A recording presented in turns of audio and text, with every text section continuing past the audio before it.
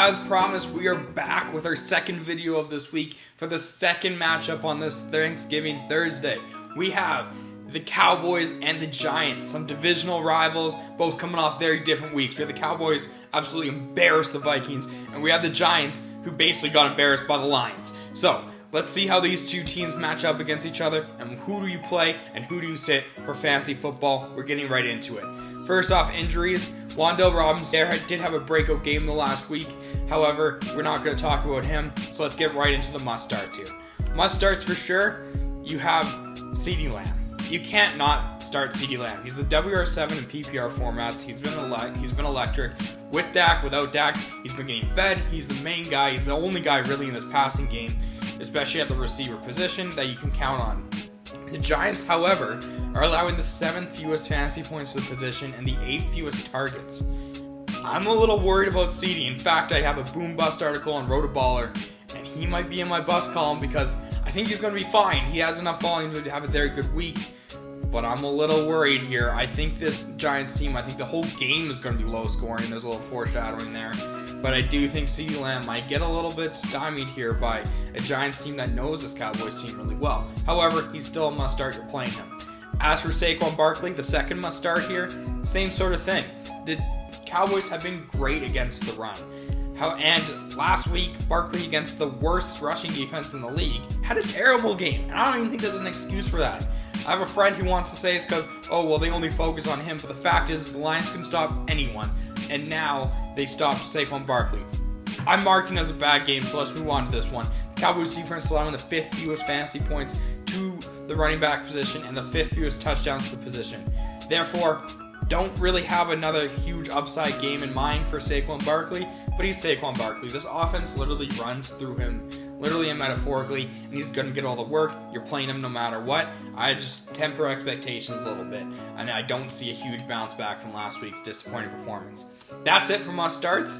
Even though we've got a lot of fantasy options, we're diving into the solid starts because, like I said, I don't expect a huge game here.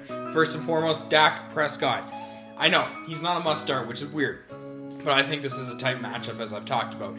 However, the last few weeks he's been on a heater. He's had 19 or more fantasy points in the last 3 games. The Giants, though, are allowing the 9th fewest fantasy points to the position and the 7th fewest passing touchdowns.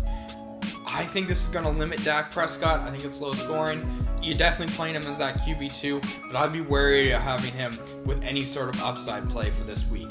Next up, solid starts, Tony Pollard and Ezekiel Elliott. I know Pollard has been incredible. He's been electric. He's been flying. He's been super efficient. He's been everything you want in a bag. But Zeke still got the goal line carries last week. I know Pollard had a couple too, but they both had 2 touchdowns. And Zeke is on the streak of scoring against this Giants team. I think they're both in play. You can't sit Pollard after everything he's done. He's going to get the work. However, I also think you can play Zeke because, like I said, I think he's going to find his way into the end zone. That's right. I'm calling the pie shop open. He's my pie shop call for this week. The Giants, though, the 5th most rushing yards per game to the running back position and the 10th most rushing touchdowns. That's where this team is weak. So, both backs are in play, and I like them. They're the best part of this team for me because I'm worried about the defense when it comes to the passing game, but they're susceptible to the run. Fire both of them up for sure. Speaking of the Giants, let's talk Daniel Jones. Daniel Jones is coming off his 2nd best fantasy performance of the season last week. He was awesome. I know he threw 2 picks, doubling his turnovers for the year, but the thing is he rushes. He had 50 yards on the ground. He threw for over 340. He had a couple of passing touchdowns. He had a rushing touchdown. I believe he had 1 passing touchdown too. He's been really, really good, even for fantasy. He's actually the QB 10. Now, once again, moral of the story with this matchup, tough defense here. This defense is allowing the 4th fewest fantasy points and the fewest passing yards to the position. So I'm a little worried about Jones there. However, you need a QB2 play. I have him as a mid-tier QB2 because that rushing upside. He had 80 yards rushing when these teams first met. If he can get anywhere close to that, he's a solid play in a QB2 spot. Flex considerations, I know you're not flexing him, but I don't think he's necessarily a solid start. It's Dalton Schultz. You got to play him for fantasy because he's a tight end, and he has 5 targets in the last 3 weeks. So you got to keep playing him. However, once again, Giants are a good defense. I don't have a lot of upside for him, but you can play him all day long. Now let's go into the sits. I don't need to break this down, but let's talk about Kenny Golladay. Let's hear me out here. Hear me out. You don't play Kenny Golladay under any circumstance. But let me break down how bad he has been for you this season. He is currently the receiver 157 with 7.1 fantasy points. That is an elite company in between Colts receiver Mike Strachan and Tennessee's receiver Cody Hollister. I don't even think I said either name right because I don't know who they are, and that's where Kenny Golladay slides in. There you go. So let's move on to more relevant pieces. Darius Slayton. Darius Slayton's actually had a really good last few weeks. However, I think Trayvon Diggs is going to shadow him because he's the only real receiver threat on this team. Trayvon Diggs comes up with the upper hand here. I wouldn't trust Darius Slayton, even though I think he could be playable the rest of the season out of this game. Same with Michael Gallup. He has about 5 fantasy points in each last 3 matchups. Don't see any upside. Don't play him. Not worth it. Honorable mention, Noah Brown. Don't play him either. And let's get into Ellis's picks. Ellis's picks right here. We got a really interesting spread and over under here.